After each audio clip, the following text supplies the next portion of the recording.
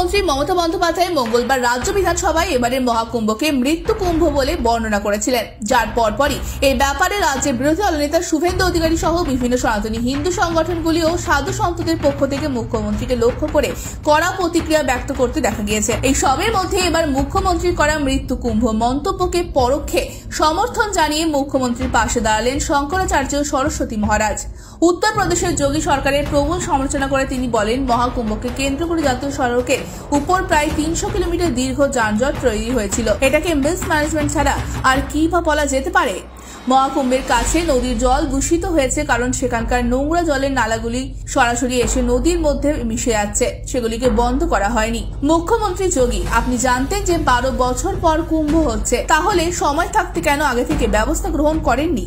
এই রকম সব অব্যবস্থার পরে কেউ যদি কোনো নাম দেয় তাহলে কিভাবে বিরোধিতা করব? ব্যুরো রিপোর্ট, আজ বাংলা।